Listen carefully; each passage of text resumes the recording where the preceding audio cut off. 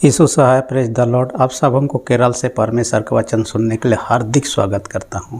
असल में कोई नई बीमारी आता है तो बीमारी का इलाज का खोज किया जाता है, कैसे समाधान किया जाए, क्या मेडिसिन किया जाए। लेकिन पाप रूपी बीमारी का इलाज पहले से परमेश्वर ने प्रबंध किया था, यानी कि सृष्टि के समय से ही। मनुष्य पाप करने से पहले ही आदम हवा जब आदन की वाटिका में पाप किए, परमेश्वर ने एक भेड़ को मारता है। भेड़ का चमड़े से उनका शरीर को ढांकने का काम करता है, जो नंगा अवस्था में था।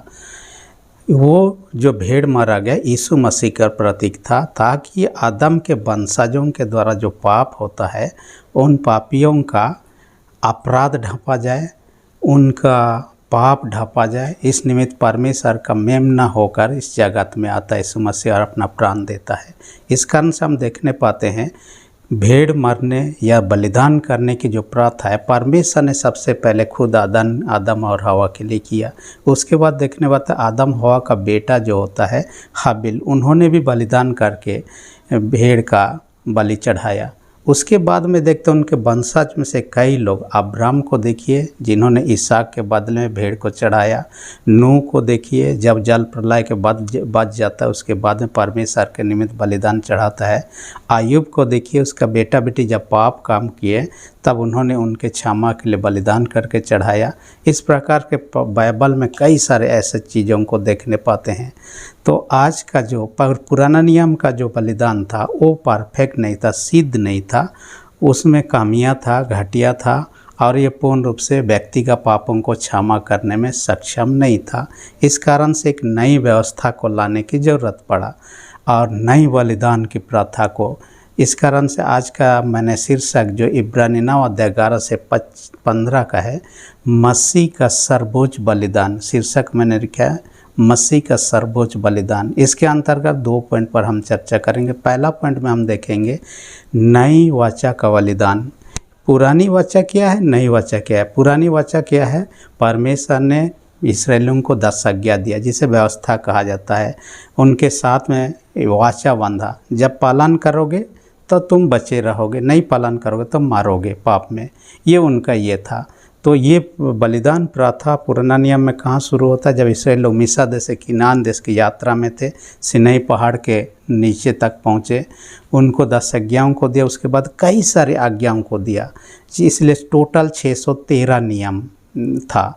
उसमें से उन्होंने मंदिर बनाने या तंबू बनाने, उस समय तक मंदिर नहीं बनाता तो उनको तंबू बनाता। एक जगह 3 भाग होता, एक एरिया में पब्लिक लोग होते, दूसरा एरिया में याजक, उसके बाद महापवित्र स्थान होता जहाँ ढाका होता था। सिर्फ महायाजक ही साल में एक ही बार वहाँ प्रवेश करता था और बलिदान चढ़ाता था।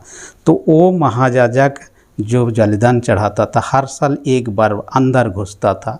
महापवित्र स्थान में क्या होता था, वाचा का संदूक, जो 10 आज्ञा दिया गया उसको बक्सा में रखा गया, जिसे वाचा का संदूक कहा जाता है। उसके अंदर 10 आज्ञा रखा गया और दूसरे चीज़ों में से बाद में मूसा का लाठी रखा गया, और जो मन्ना परमेश्वर ने आकाश से गिराया उनको भी रखा गया, ताकि बात के लोग जाने। इस कारण से और 2 भेड़ों को लेता था, एक भेड़ को बलि चढ़ाता था, उसका खून छिड़कने के बाद में दूसरा भेड़ जो जिंदा रहता था उसके ऊपर छिड़कता था। ये लोगों के बदले में वो भेड़ मारा और उनका पाप दूसरा भेड़ पर लगाकर उनको छोड़ दिया जाता था, ताकि उनका पाप उनसे दूर हो गया। वो अपने पास उस भेड़ को रखते नहीं थे। तो हर साल एक बार किया जाता था ये। यीशु मसीह आया नई वाचा के तहत अपने आप को स्वर्गीय पवित्र स्थान में प्रवेश करके, यानी अपने आप को कलवरी के क्रूस में बलिदान करके चढ़ाया, एक ही बार चढ़ाया। उसके बाद ख़त्म। उसके बाद हर साल चढ़ाने की ज़रूरत नहीं है, सिर्फ यीशु पर विश्वास करने के तो उसका जो बलिदान अपना लहू बहाया है, उस लहू से हमारे पाप क्षमा किए जाते हैं। इसलिए पहला जो है ना 1 अध्याय 7 पद कहता है, यीशु का लहू हमें सब पापों से शुद्ध करता है। पुराना नियम काल में भेड़ अपना इच्छा से बलि कर चढ़ने के लिए नहीं आता था, उसको खींच खाच के लेना पड़ता था। यीशु स्वेच्छा से बलि अपने आप को दिया, क्योंकि खून जो होता था, लहू जो होता है, जीवन का प्रतीक होता था। इसलिए उनके जीवन के बदले में ये भेड़ जो है प्राण यानी मृत्यु को प्राप्त करता था। अब वैसे ही नई वाचा के तहत यीशु मसीह संसार के लोगों के पाप के बदले, उनके दंड के बदले, उनके अपमान के बदले खुद ही दंड सहा, खुद ही मृत्यु सही, खुद ही अपमान सहा और अपना प्राण दे दिया। हमें सिर्फ उस पर विश्वास करने की आवश्यकता है। जब इस वचन को मैं मनन कर रहा था, इतिहास की एक घटना मुझे याद आया। द्वितीय विश्व युद्ध जो कि 6 साल तक चला, 1939 से लेकर 45 तक चला। जर्मनी ने क्या पोलैंड देश को आक्रमण किया और वहाँ के जो लोगों को बंदी बना लिया। उसमें से कई जो थे धार्मिक अगुआ लोग भी थे जिनको बंदी बना लिया है। और उसमें से एक व्यक्ति था Maximilian Kolbe. Maximilian Kolbe Poland का रहने वाला था, लेकिन वो बंदी बना लिया गया था। यार वहाँ बंदी बना लिया गया था, बहुत सारे लोग बंदी बना लिए गए थे। उनको यातनाएं दिया जाता था, परेशान किया जाता था। एक बार उनके बंदी गृह में से एक बंदी भागने का कोशिश किया। जब पकड़ा जाता है तो उन्होंने कहा एक के मरने के बदले हम 10 लोगों को मारेंगे। और कैसे मारेंगे? उनको एक रूम में बंद कर दिया जाए, भूखा प्यासा तड़पते तड़पते मारे, ऐसे ही नहीं, कुछ ना दिया जाए जितना दिन तक जिंदा रहेगा। 10 लोगों को चुना गया, उनसे डाल दिया गया। तब एक व्यक्ति चिल्लाने लगा और उस व्यक्ति का नाम था फ्रांसिस जैक। इन्होंने कि चिल्लाया, मेरा पत्नी है और छोटे बच्चे हैं, मैं मर जाऊंगा तो उनका कौन ख्याल रखेगा, इसलिए मेरे को मत मारिए, चिल्लाने लगा। तब उनके बातों को सुनने के बाद में एक पुरोहित था जिसका मैक्सिमिलियन हमने नाम लिया। वो क्या कहा, इस व्यक्ति का परिवार ऐसे ही मर जाएंगे इसके मरने के कारण से, इसलिए उसके जगह पर मैं मरने के लिए तैयार हूँ। उसके बाद में जो गार्ड लोग उसको मारने वाले थे उन्होंने राजी हो गए। फ्रांसिस जैक को निकाला और मैक्सिमिलियन को अंदर घुसा दिया। और वे लोग वैसे भूखे प्यासे 2 सप्ताह वैसा ही रहे। उसके बाद 2 सप्ताह के बाद खोल के देखा गया, ये मैक्सिमिलियन क्या कहता आपने, और बाकी लोग मर चुके थे, 3 और लोग जिंदा थे जिनके लिए प्रार्थना, उनके साथ प्रार्थना करते हुए और बाइबल वचन में से उनको प्रोत्साहन करते हुए दिखाई दिया। उन्होंने देखा ये मर नहीं रहे, 2 सप्ताह होने के बावजूद भी बिना खाए पिए। तब उनको निकाला गया, उनको जहर का इंजेक्शन दे के मार दिया गया। बाद में उसके कामों के कारण से उसको शांत घोषित किया गया। जो भी रहा, परंतु यीशु मसीह जैसे आपके मेरे बदले वाला मैक्सिमिलियन ने क्या किया, वो एक साथी के लिए जो फ्रांसिस जैक, जिसको नहीं जानता था, उसका रिश्तेदार भी नहीं था, फिर भी उनके लिए अपना प्राण दे दिया। जैसे कि रोमी 5 अध्याय 8 पद में कहता है, यीशु ने हमारे बदले में अपना प्राण दिया।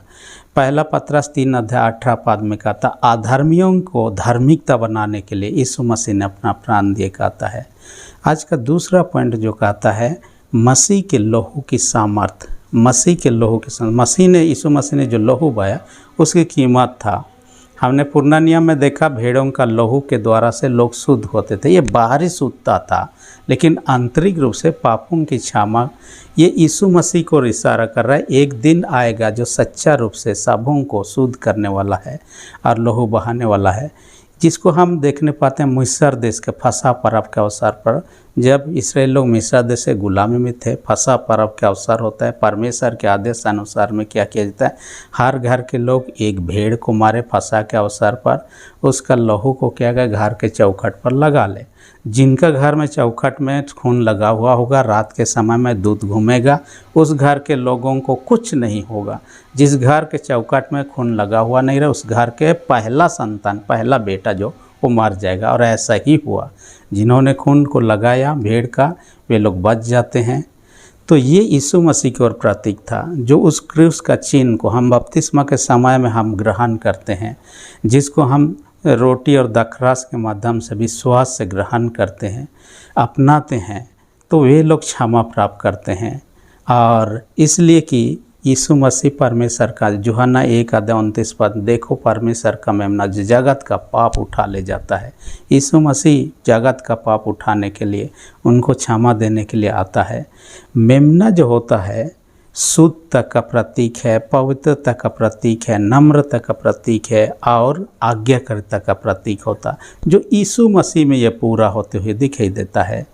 इस कारण से जब कोई पापी होता है, ये पाप भयानक बीमारी है। ये कम से कम ये टाइप का समझ लें, सांप का जहर। सांप जब काट जाता है हमें तुरंत उसका प्रतिकार करना है, उससे छुटकारा पाने के लिए जहर विरोधी इंजेक्शन लेने की ज़रूरत होता है ताकि उस जहर को ख़त्म कर सके। नहीं तो क्या करे, धीरे धीरे फैलता है, वो शरीर में फैलते फैलते सब तरफ फैल के व्यक्ति मर जाता है। ये जो पाप है वो ऐसे ही है, पाप बढ़ते जाता है और मृत्यु को उत्पन्न करता है। इसलिए रोमी 6:23 में कहता है पाप की मजदूरी मृत्यु है कहता है। और उससे बचने के लिए जो जहर को नष्ट करने के लिए जैसे जहर विरोधी इंजेक्शन लेना पड़ता है, वैसे ही पाप विरोधी जो इंजेक्शन कहें कि लहू जो है यीशु मसीह में है, उसका लहू के द्वारा हमारे पाप रूपी जो भयानक बीमारी, भयानक जहर जो है वो ख़त्म हो सकता है। बाइबल में कहता है यदि हम यदि हमारा कपड़ा मैला होता है हम क्या करते हैं, धोते हैं। यिर्मयाह 2:22 में क्या कहता है, हम यदि सज्जी से या बहुत सारा साबुन का भी प्रयोग करें तो भी हमारे पाप धोया नहीं, शुद्ध नहीं हो सकता है, कपड़ा के समान नहीं है। इसलिए यीशु का लहू की ज़रूरत है, जो पहला यूहन्ना 1:7 में कहता है। और यीशु का लहू से शुद्ध हुए, यशायाह 1:18 में कहता है हिम के समान श्वेत हो जाता है कहता है। इसलिए मैं साबुन का बारे में जब देख रहा था तो मैंने देखा इतिहास में एक घटना साबुन का उत्पत्ति के बारे में। तो कहा जाता है कि ये बबूल देश में हुआ, बेबीलोन जो आजकल का इराक देश है, वहाँ पर उन्होंने शुरुआत किया, आविष्कार किया। और क्या किया, पशु का चर्बी और जो राख जलाने के बाद राख बचता है पानी के साथ मिला के इसको साबुन बनाना शुरू किया। देखा कि कपड़ा साफ होने लगा। वर्तमान में जो साबुन इस्तेमाल करता है बहुत बेहतर क्वालिटी का, उस समय का अलग स्तर का था, लेकिन इसके द्वारा से कपड़ा धुल सकता है। वैसा ही परमेश्वर ने उपाय किया, आपके पाप और मेरे पाप कैसे धुल सकता है, उसका उपाय यीशु मसीह का लहू है। दूसरा कोई उपाय नहीं, किसी जानवर का लहू, किसी दूसरा साबुन या कोई दूसरा उपाय नहीं है। इसलिए यीशु मसीह को अपना प्राण इस दुनिया में आकर देना पड़ा ताकि जो कोई इस पर विश्वास करे वो नष्ट नहीं होगा। यूहन्ना 3:16 में प्रतिज्ञा किया है, जो कोई उस पर विश्वास करे वो नाश नहीं पाएगा, परंतु नाश नहीं होगा परंतु अनंत जीवन पाएगा। इसलिए हम यदि नाश नहीं होना चाहते हैं, उस अनंत जीवन को प्राप्त करना चाहते हैं, हम क्षमा प्राप्त करना चाहते हैं, हम धार्मिकता प्राप्त करना चाहते हैं, उस क्रूस घातित यीशु मसीह जो अपने आप को आपके मेरे संसार के पापों के लिए बलि चढ़ाए, उस पर विश्वास करना है। परमेश्वर ऐसा करना हमारे साथ अगुवाई करें। आमीन। हम प्रार्थना करें। सेनाओं के जीत पिता धन्यवाद देते हैं, आज के वचन का हमसे बातें किया। हर एक सुनने वाले छोटे बड़े सबों को स्वर्गीय आशीष से भर दे। जो लोग बीमार उनको यीशु के नाम से चंगाई दे, जिनका विश्वास कमजोर उनके विश्वास को दृढ़ और मजबूत कर। प्रार्थना यीशु के नाम से मांगते हैं, आमीन। यदि मेरे चैनल को सब्सक्राइब नहीं किया, इसी घड़ी सब्सक्राइब कर दीजिए। वीडियो अच्छा लगे तो लाइक बटन को भी दबा दीजिए। धन्यवाद।